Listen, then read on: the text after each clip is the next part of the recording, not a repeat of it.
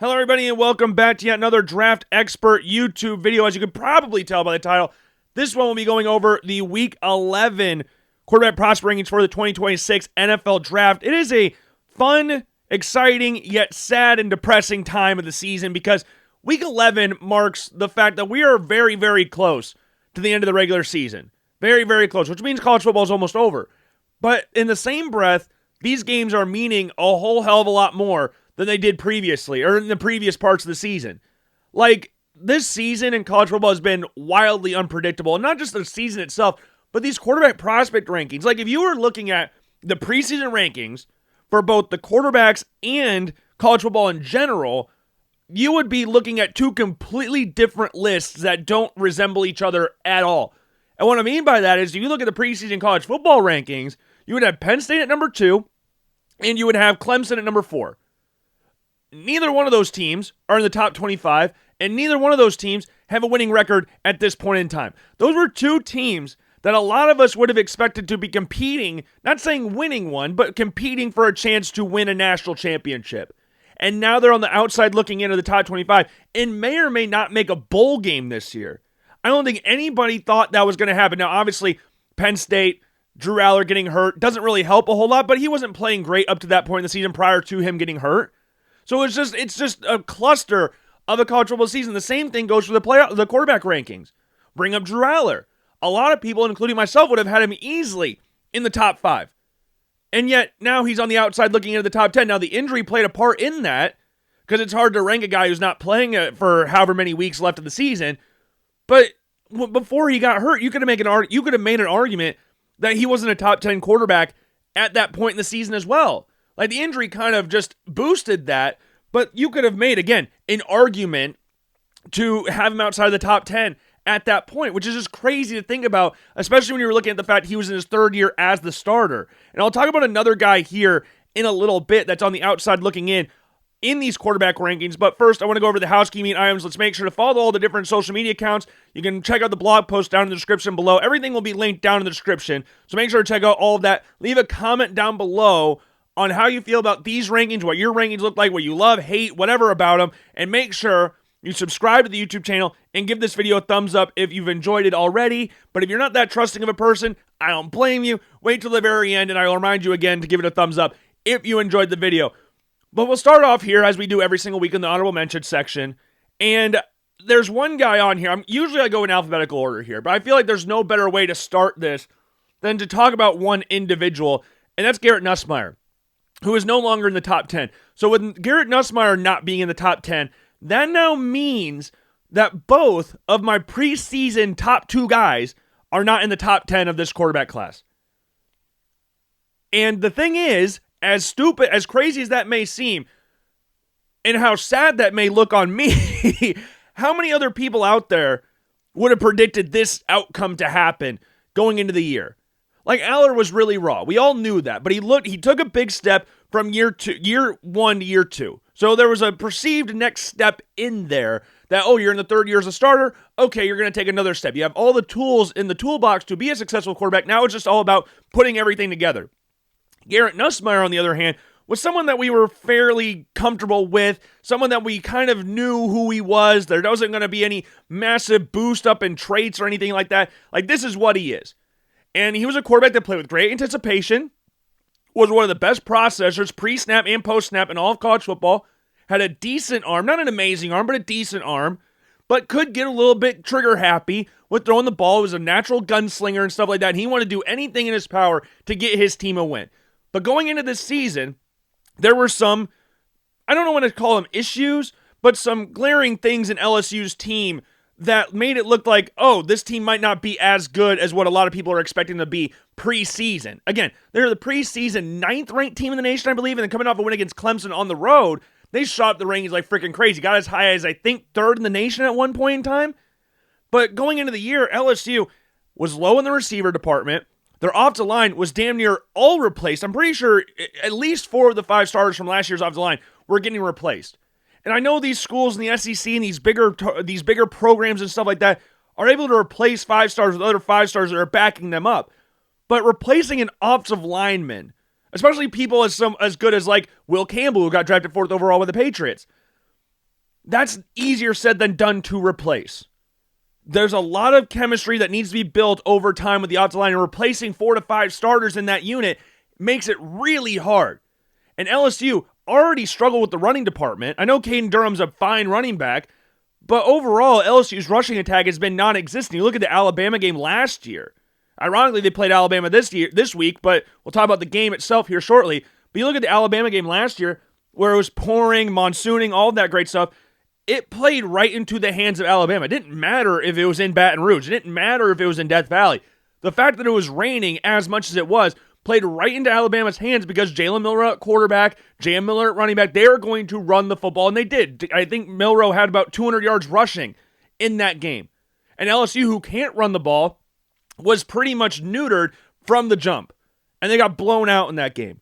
So no rush attack, no real weapons out wide at wide receiver. Tre'Davious Green's a fine tight end in there. And you got like Brown, Anderson, like they're good receivers, but nothing that can really elevate you. And then you look at the offensive line, all new people on the offensive line. So all of those factors playing in, but Nussmeier was the one consistent. You're like, hey, if you're as good as what we all think you are, then this should be fine. You should be able to navigate it. Maybe not win a national championship, maybe not win a Heisman Trophy or anything like that, but you'll be able to navigate it.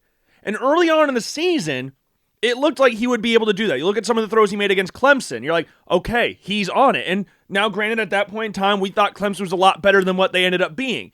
But still, making some good throws throughout the course of that game. And then you look at the game against Louisiana Tech, and you see the underthrow and the deep ball down the near sideline. You're like, well, that's not great. What's going on there? And you never really saw that takeoff from Nussmeier. Like, he looked decent against Louisiana Tech, or not Louisiana, Southeastern Louisiana, sorry. He looked good, but that's an FCS school, so you would expect a quarterback of Garrett Nussmeier's ilk to look good in a game like that. And then he looked good against Vanderbilt. I think the Vanderbilt game, like I talked about a couple weeks ago, was the best game he had so far this season, barring the Clemson game week 1. Like, that was his best game of the year. And he was holding on to the number 1 spot for a few weeks, but then once it all fell down after the Ole Miss game, it was just like a constant stumble each and every week. And then you look at the Texas A&M game last week. He had a good deep ball in that game to, I believe, it was either Anderson or Brown. I can't remember exactly who it was. But he had a good deep ball in that game. Had a couple short. He had a nice little jump ball pass to Tre'Davious Green as well in that game. But apart from that, he struggled. And he ultimately got benched. Now, they were getting blown out. It was 49-25 was the final score. That second half for LSU was horrific. It was very similar to what happened last year, minus the 3 interceptions from Garrett Nussmeier. But apart from that, how the game kind of just got away from him in the second half was very similar. The only problem was this was at home. So it hurt a little bit more. Got pulled in the game for Michael Van Buren, who transferred in from Mississippi State, who was a very good get because they couldn't get Bryce Underwood because Bryce Underwood was originally committed to LSU. And then Garrett Nussmeier said he was coming back, and Bryce Underwood went back to the portal and got paid a bag to go to his home state team in Michigan. So Michael Van Buren transfers in from Mississippi State, had a kind of up and down year for a really bad Mississippi State team last year, and I'm excited to see what he can do next year.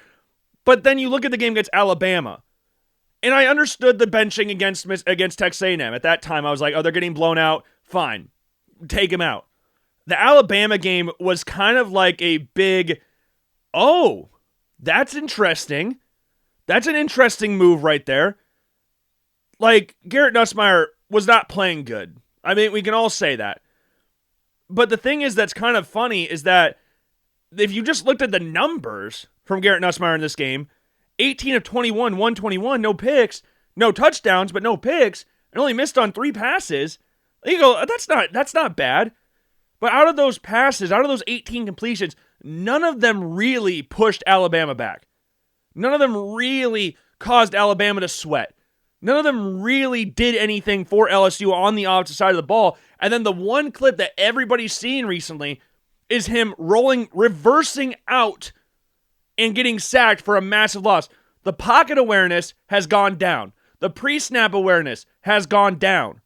And some of the throws, he doesn't have the same juice on him. There was talks of an oblique injury that he's had. But Garrett Nussmeier has just slowly, for the past couple weeks, has just slowly trending down to now there's a point where he might not be the starter after this next coming game against Arkansas. I know he's technically listed as the starter still, but the interim head coach, I can't remember his name, sorry, said that they're going to play both Nussmeier and Van Buren in this game. And Van Buren based off of everything I've seen from LSU fans on social media, added a little bit of juice to the offense because he's a way better athlete than Garrett Nussmeier is. Garrett Nussmeier can make plays with his feet, but he's not somebody that you're really excited to see running the football. You more or less like seeing Garrett Nussmeier run because you know he's going to give it his all to get a first down or get a decent game with his legs. The Oklahoma game last year is a prime example of that, where he's rolling out to his left, reverses fields, and gets a first down, dives for the first down. But he's not the quickest dude in the world. I wouldn't even say he's a decent at best athlete. And Michael Van Buren adds another element to the offense that we've already talked about, cannot run the ball. LSU is allergic to running the football. So if you have a quarterback that can run and can create plays for you, then that can elevate the offense to a certain extent. Because in this game, Alabama was not at their best. This was not a game where Alabama's looking at their best and they're like, this is a team that's going to win the national championship. This was a good game for Alabama, and we'll talk about Ty Simpson here in a little bit. But overall, they did not play. I don't want to say they were gettable, but if Garrett Nussmeier was playing better and hitting on some throws and actually making Alabama work for it, then maybe they could have done something there. Again, going to Bryant-Denny Stadium is a lot easier said than coming away with the win is a lot easier said than done. But Nussmeier, it sucks because I really like him. And he's been number 7 last week. And when I was looking at some of the other quarterbacks that played last week, I just had to look at it from a fact that I can't really justify keeping him in at this point in time based on the other quarterbacks I had seen play this past weekend. Like, if you just look at the people that are on the outside of the top 10, who would you put Nussmeier over any of these guys? So Carson Beck, 18 of 24, 247, 1 touchdown. Also had a receiving touchdown in the game against Syracuse. 38-10 win against Syracuse. Syracuse is not a good football team. I know they blew out Clemson earlier on in the season, but overall, Syracuse is just not a good football team. And Carson Beck is slowly trying to make his way back. But I'm still having a hard time putting him back in the top 10, but he's trying his hardest to make his way back in there. Josh Hoover went 34 of 50, 319 yards, 1 touchdown, 2 picks. Not ideal interceptions in those games against Iowa State. Lost 20-17. They didn't really want to run the football in that game. Josh Hoover was just throwing the ball over the place, wearing the glove like Michael Jackson on his right hand. Didn't play, again, the 2 picks weren't great. You would expect someone to throw over 300 yards if they throw the ball 50 times. So that was kind of expected, but 2 picks, not ideal. Then Nico Iamaleava, 17-25, 191, 2 touchdowns. Also had 86 yards on the ground in a 28-21 loss to Nebraska, but still made some numerous plays throughout that game. Some numerous, doesn't make any sense. He made numerous plays throughout the game. You're like, okay, there's still that talent in there. But I don't know if I can look at it right now and go like, okay, he's back in the top 10 or in the top 10 for the first time. And then Diego Pavia against Auburn. 25 of 33, 377, 3 touchdowns in a 45-38 overtime win against Auburn. And what I think is kind of funny regarding Pavia is that these past 2 games, he's thrown for over 300 yards. The second and third time he's thrown for over 300 yards in this season. It's also third and fourth time this season he's thrown for 3 touchdowns in a game. And he also had no interceptions. But what's funny is that he's doing these past 2 weeks against Texas and Auburn, and now we're not hearing anything about the Heisman. But after he had a 10 of 19, 129, 0 touchdowns, 1 interception game against Missouri, that's where the Heisman stuff was really picking up. And then now that he's had these 2 really, really good games, now we're not really talking about him with the Heisman Trophy. I just think it's kind of funny with the team success side of the trophy. But overall, you look at those guys there, and those are the guys outside of the top 10. Like, who would you realistically put Garrett Nussmeier over in that spot? Because again, we can't guarantee that he's going to be the starter the remainder of the season. Now, he has to go to the NFL anyways. He's maxed out his credit card here. He has to go to the NFL. But I don't know where exactly he goes. I mean, at this point in time, the Saints could justify drafting him later in the draft because Tyler Shuck looked really good against the Carolina Panthers this past weekend, and his dad's still the offensive coordinator. So they could justify going like, hey, we could throw a 5th-round flyer on him at this point in time, or 4th round or whatever, because there still is a good player. Even though he's not playing well, He still is a good quarterback. It's just everything, again, just been trending downwards recently. But yeah, I couldn't justify keeping him in the top 10, especially if I can't guarantee that he's going to be the starter the remainder of the season. It's kind of hard to sit there and go, oh yeah, he's going to be in here, but I don't know if he's going to play. I don't know how much he's going to play. I don't know if Michael Van Buren takes a hold of the starting job after this game against Arkansas and takes a hold of it and just carries it on for the rest of the season. I don't know. We're going to have to wait and see because Arkansas's defense famously is not very good this year. Famously is not very good. So both quarterbacks could have a very good game, and maybe we do see a quarterback change-up for their following game. But, yeah, those are my honorable mention sections. Number 10, Cade Klubnik for Clemson. 20 of 27, 221, 1 touchdown, no picks. Also had a rushing touchdown in this game, which was about a 4-yard rushing touchdown where he took up the middle untouched. But Klubnik still made some good throws down the field. He had a 25-yard pass to Pat Henry. Like, nice little weighted pass in there. 2 defenders in the area. Pressure coming on to him. He just floats it in there, makes Pat Henry come back to the football, stops his momentum, so instead to lead him down the field. Good throw. Like, those kind of throws you look at and you're like, oh, that's an ugly pass. If you're just watching it initially, you're like, oh, if he put more on that, it's probably getting intercepted or it's just getting broken up in general. His touchdown pass was a nice little flea flicker pass, which the pitch back from, I believe Randall was the running back. The pitch back was a little bit slower than what I'm sure he was expecting, but in the same breath, he did a very nice job of evading the pass rusher, falling backwards and kind of throwing it off his back foot and hitting Antonio Williams in the end zone from 34 yards out, with Williams making a nice catch with the defender draped all over him to bring it in for the score. He also had a nice little 24-yard pass to Moore, which this one it's a crossing route, so it's nothing like amazing in regards to the actual pass of it. But what I like about it, being 3rd and 3, he does a really good job at looking to the left, seeing nothing open, and then buying time in the backfield, allowing his receiver to cross the formation, who also does a good job at coming back towards the ball to make it a little bit easier throw for Klubnik, and he hits him for a nice gain. That's just very good quarterbacking right there. It's not anything spectacular from the throw perspective, like, oh my God, he put it through such a tight window there. No other quarterback could make that throw. But I like the ability to backpedal and kind of just keep the play alive and allow the receivers to get open and just soft tossing the ball to him for a nice gain, who picked up 24 yards after the catch. And he had a 12-yard pass to Moore along the sideline, just fired it in there. Near hash, far sideline. It's a very good throw. Cade Klubnik, as we talked about a lot this season, is very good when throwing outside of the numbers. Now, he's had a little bit of an up-and-down season overall, but he's starting to play better. The game against Duke last week looked really good. Minus the loss, how they lost that game, but he looked good. Because prior to that game, the only games he was really looking good in were against, like, North Carolina and Boston College. Like, 2 games where you would expect him to play well in those games. Wait, did he play? Was it? I might be mixing my games up, because he missed a game. I can't remember which game it was. Did he miss the SMU game? Yeah, he missed the SMU game. But yeah, the North Carolina and Boston College games were 2 games where you looked at, like, oh yeah, he played good. I know he put up a shit ton of yards against Syracuse, but that's because they were losing. That's the only reason he put up a shit ton of yards. Again, he threw the ball 60 times. I would kind of expect him to throw for over 300 yards in that game with relative ease, but he's playing better. And he's getting better. So that's positive as well. And they play Louisville this week, so we'll see how he matches up there. He struggled against Louisville last year, and Louisville was their first loss in conference play. So I'm intrigued to see how he does there. Now, the game is on the road, and it's tonight. It's Friday night. This will come out on Friday. So you'll see this before the game happens. At least I would hope so. But they play Louisville tonight. So, yeah, but I like what I saw from him in this game against against Florida State, sorry. Number 9, Trinidad Chambliss. I don't really want to spend too much time talking about this game because it was against the Citadel.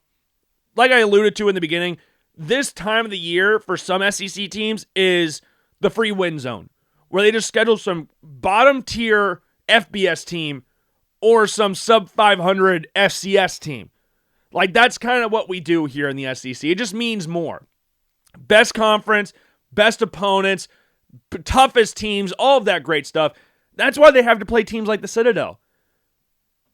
That's why. Because all their other games are just bloodbaths. If they didn't play teams like the Citadel, I don't know what they would do. I don't really know what they would do. I mean, look at what Washington State did to them. Imagine what the SEC's doing to Ole Miss. But jokes aside, Chambliss he missed on a couple passes, but he was pretty much perfect. And the game, 29-33, 333 passing, 3 touchdowns, no picks. Ran the ball 2 times. I mean, he was throwing the ball really, really well in this game. I don't really want to spend too much time talking about it because, again, it was against the Citadel. But he did play well, and he did make some big-time throws throughout the course of the game and didn't rely on his legs. And his legs are a big part of his game. But he only ran the ball 2 times again. So I liked seeing this kind of throwing motion from Trinidad Chambliss, who made, again, some really good throws. This week they play Florida, so we'll see how that goes with their whole quarterback situation. I haven't really seen anything there, but it'll be an interesting one. Could be the Lane Kiffin Bowl. Number 8 is Brendan Sorsby. Didn't play. They play Arizona this week, though, so that'll be a very fun one for him. Didn't play, so we have to keep him at 8. Number 7, Jaden Maiava from USC. 24-33, 299, 2 touchdowns, 1 interception.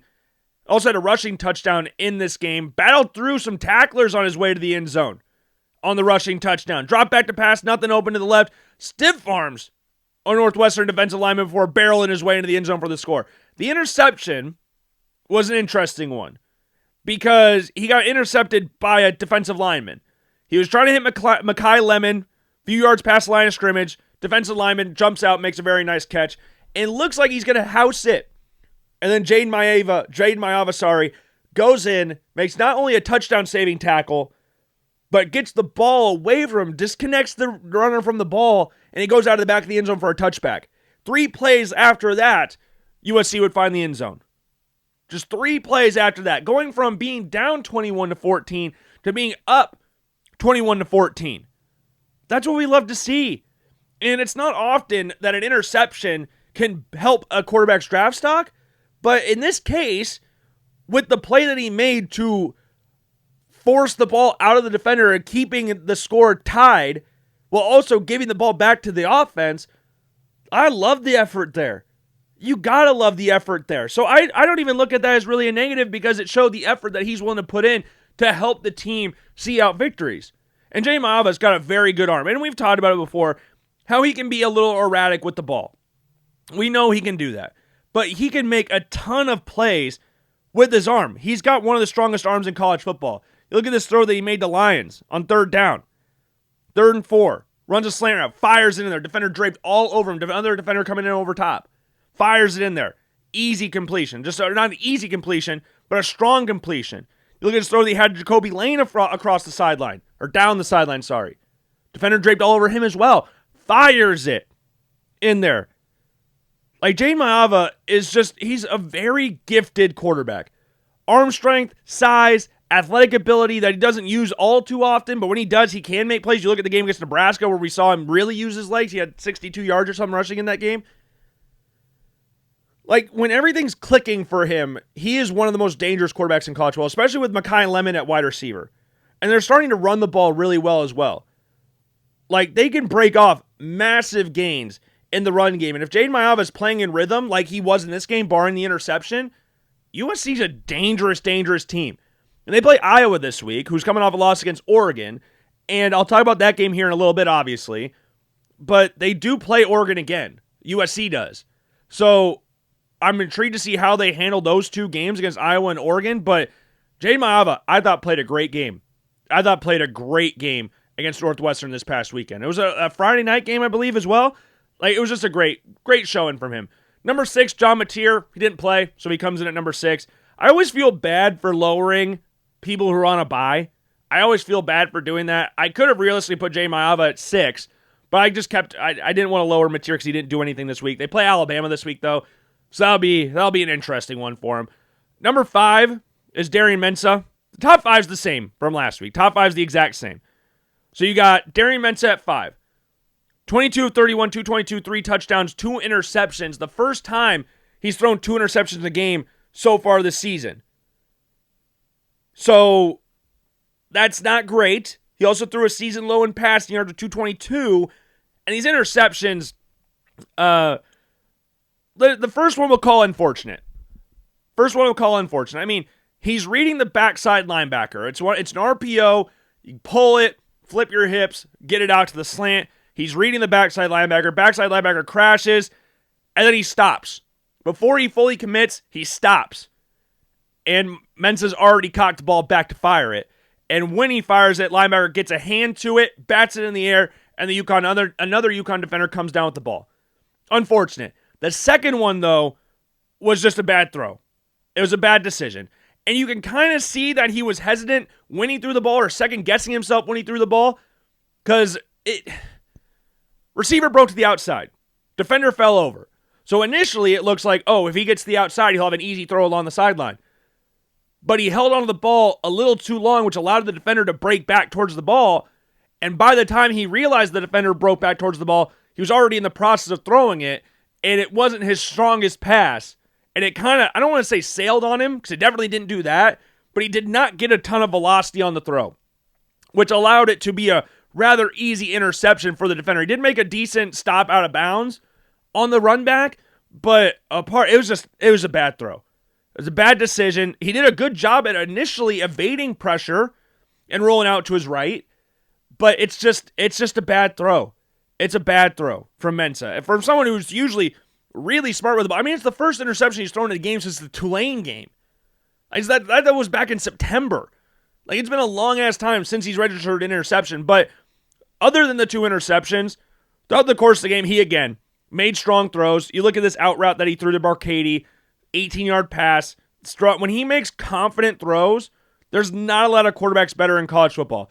There's another one he threw to Higgins, 17-yard pass to Higgins. Edge rusher gets around the right tackle, steps up in the pocket, while still sliding up, fires it into Higgins for a nice gain. You have his touchdown to Anthony, 10-yard passing touchdown, hits him in the corner of the end zone, defender jumping in his face. Beautiful ball to the corner of the end zone. He also has a 1-yard touchdown pass to King. And he rolls out to his right, tosses it over to the defender, and King makes a very good diving catch to bring it in for the score. Like, when he's on, there's not a lot of better quarterbacks in college football. Again, the 2 picks weren't great. They ended up losing this game. But overall, I think Mensah made some good throws, still made good throws throughout the course of the game. And the 3 touchdowns were nice in there as well. The last one came to Lions, or not to Lions, sorry. Hazley was just a little dump pass. Hazley was wide open, dump pass, touchdown.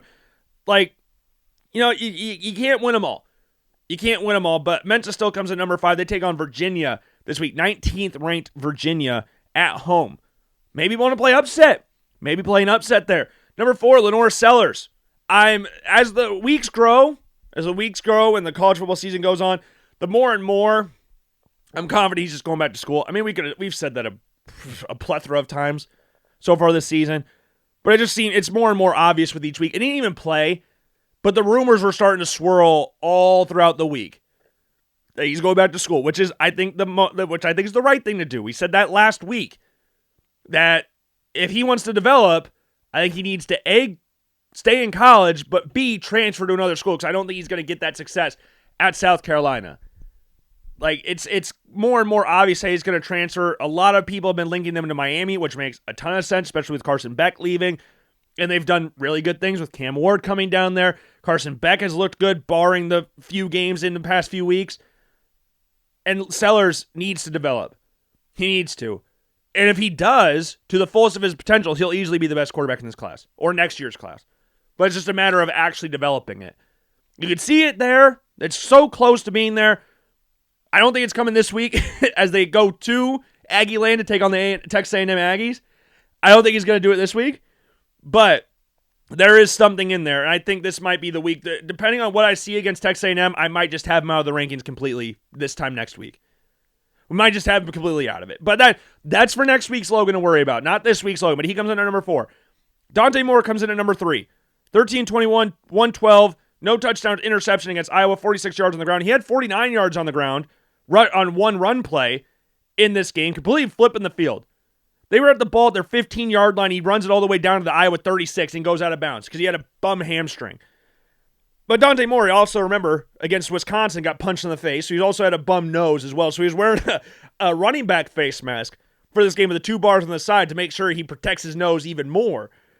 But this game, what do you love to see from quarterbacks is how you're able to adjust when things seemingly aren't working out for you and you're in a hostile environment and the weather conditions are bad. It was rainy, windy, wet, all of that stuff at Kinnick Stadium on Saturday. And Dante Moore threw the pick. Deshaun Lee made a very, very good play on the ball.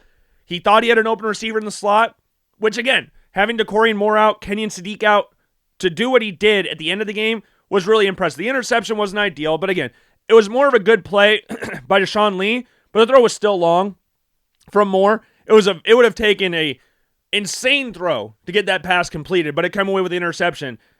But throughout the game, he still made some good throws given the conditions that they were playing in. 21-yard pass to Johnson. Steps up in the pocket, hits the open receiver on the left side. You look at the second drive of the game, 22-yard pass to Bryant. Steps up in the pocket, looks to the left to hold off Ettringer, and fires it to Bryant on the right side. Very strong throw. You look at the camera. It's got all the drops on it and everything. It was wet. It was a gross game weather-wise. But then, like I said, how are you able to react when the chips are down and you need to make a play? And if you're this great quarterback everybody's saying you are, what do you have for me? And he delivered arguably, I'm saying arguably because I can't think of one off the top of my head that I would say is better than this, but arguably the throw of the season to Bryant, or to Malik Benson. Like, that throw to Malik Benson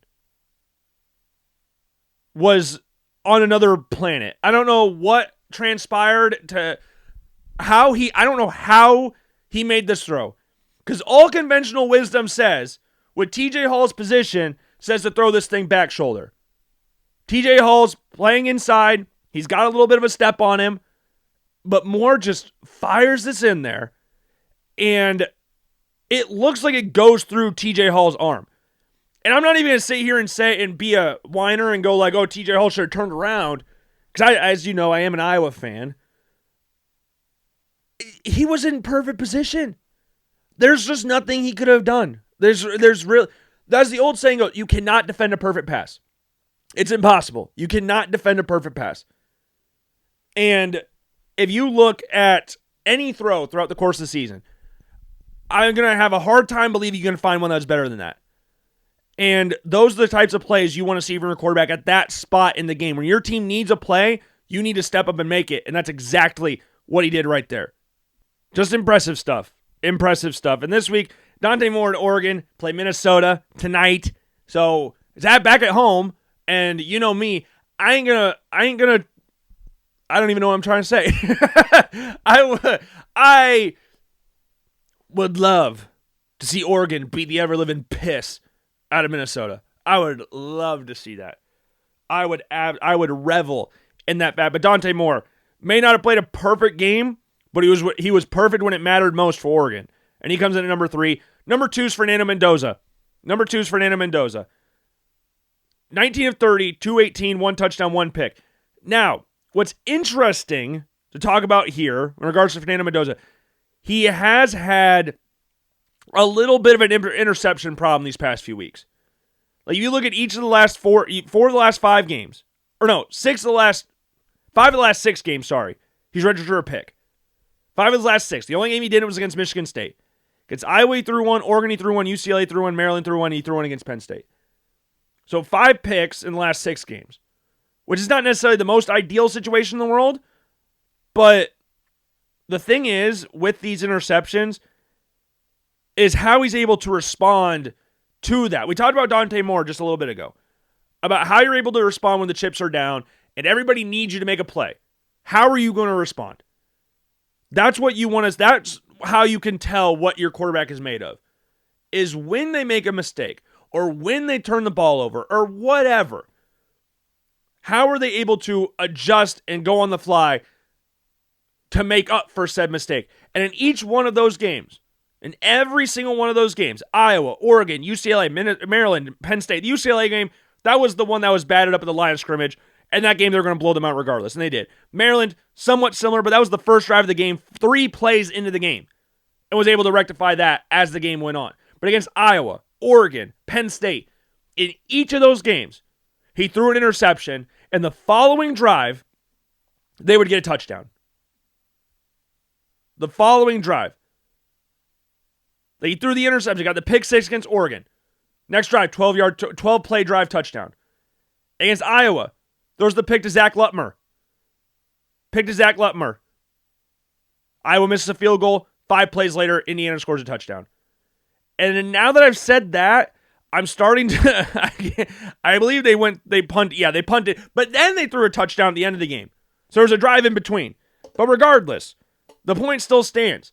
In each one of those games, after he threw a pick, with one of those getting returned for a touchdown, the other two setting the other offense up with excellent field position.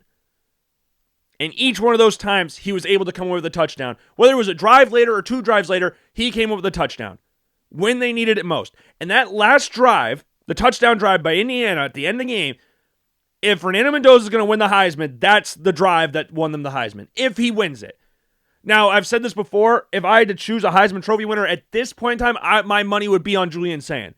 But if there was a player to win a Heisman based off a specific performance or a specific moment, because Heisman Trophy is all about moments, that drive at the end of the game against Penn State was that. 10-play, 80-yard drive took up 115 of the game. 22-yard pass, 12-yard pass, 29-yard pass, 17-yard pass, and then a 7-yard touchdown to Omar Cooper. And I know there's probably some people that will say that, the throw to Omar Cooper is the best throw of the year. That's the best catch of the year. So in the same week, we had the best throw of the year and the best catch of the year. Dante Moore against Iowa, Fernando Mendoza, and Omar Cooper against Penn State. Interception. Excellent field position for Penn State. Next drive touchdown for Indiana. 3 times this year has that happened. Like the interception, not great. I mean, look at the interception he threw against this game against Penn State.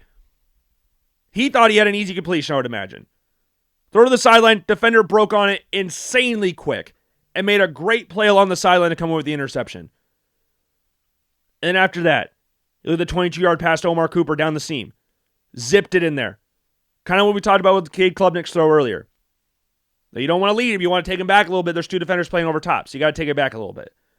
You got a 22-yard pass to Cooper. Then you look at his 29-yard pass to Nowakowski. Down the seam again. Defender playing over top, puts it right on the line, puts it right on his body. 17-yard pass to Becker. Puts it up in a spot where only Becker can go and make the catch. Skies up to get it. Becker 6'4". Go up and get it. Perfect throw. Perfect placement for Becker to go up and get it. And then you got the throw to Omar Cooper with Penn State sending 7 to 8 guys on 3rd down. He stands tall in the pocket and just puts a perfect pass to Omar Cooper, who, again, makes the catch of the season to win the game for Indiana. Now, did anybody think Indiana was going to be close to losing this game? Probably not. Preseason, this was a very toss-up game. I would say more people expected Penn State to win. As the season progressed, it was obvious that, Indiana's going to blow them out. And then the game happened. You're like, wow, this is a fun game. Mendoza had another pass, 10-yard pass to Becker. Look at his touchdown pass, or his another 10-yard pass to Becker. Rolls out to his left. Throws it against his body, sucks the defender in, throws it against his body to Becker. Like, Mendoza was he had a rushing touchdown in the game as well. You want your quarterback to step up when all the chips are down. Even if they're not playing the best, you want them to deliver when you need them to deliver, they need to deliver. And Mendoza has done that 3 times this season alone. Interception, touchdown, 1 or 2 drives later, wins the game. That's the dude. He is a dude. And again, if he's going to win a Heisman Trophy this year, it's because of that drive. Penn State might not be the best team in the world, but he's going to win the Heisman because of that drive, if he wins the Heisman. But number 1 still Ty Simpson. 21-35, 277, 1 touchdown, no picks. Ty Simpson just makes a bunch of NFL throws. Tight window throws. We're talking about pre-snap awareness. That's Ty Simpson. Pocket awareness, best in the country by a country mile. He is so calm, cool, and collected in the pocket. And you look at this pass to Josh Cuevas. 32-yard pass over the top. Beautiful throw. 33-yard pass to Jeremy Bernard. Across the middle of the field. Dot. Fired it in there. Zipped it right to him.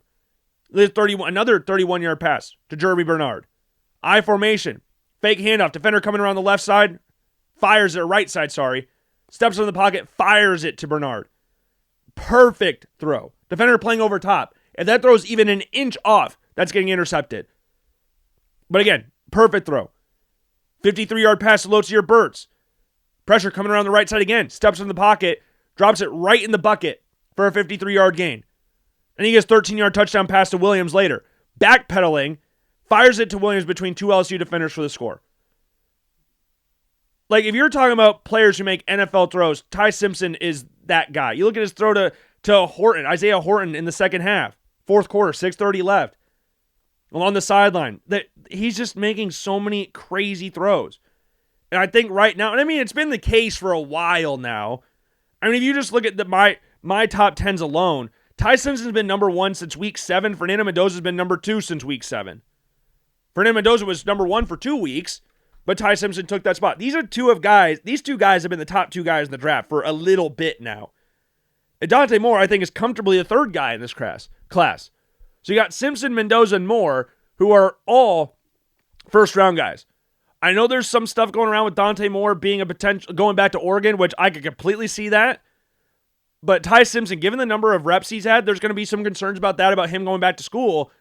But if there was a guy who could adjust the NFL level with that limited number of starts, I would imagine it would be Ty Simpson. He makes so many NFL throws. His pocket awareness is elite. His pre-snap recognition, pre-play recognition, during play recognition is the best in college football by a country mile.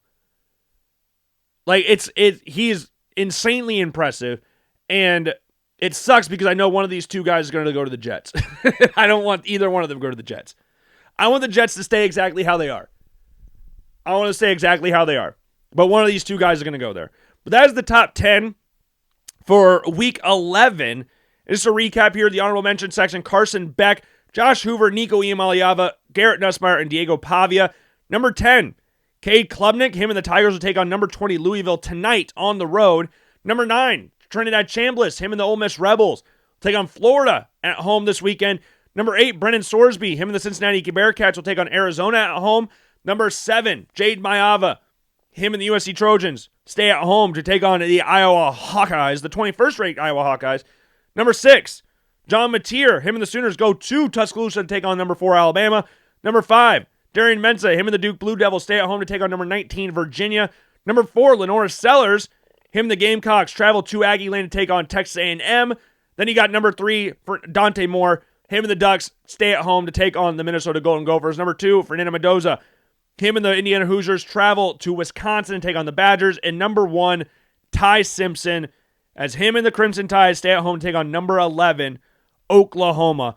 Oh my goodness. I hope you guys enjoyed the video. If you did not, I sincerely apologize. Try to be better next time. Again, make sure to check out all the links down in the description below. Most importantly, the blog post, which will be available on the LoganBlackmanShow.com. So make sure to check that out. Check out all the different links to social media down there as well. Podcast, all that stuff will be down in the description. Make sure to leave a comment down below on why you feel, how you feel about the rankings. If you love them, hate them, what your rankings are, all of that great stuff, let me know down below. And also make sure to subscribe and give this video a thumbs up if you did end up enjoying it. If you didn't, again, I'm extremely sorry. I will try to be better next time.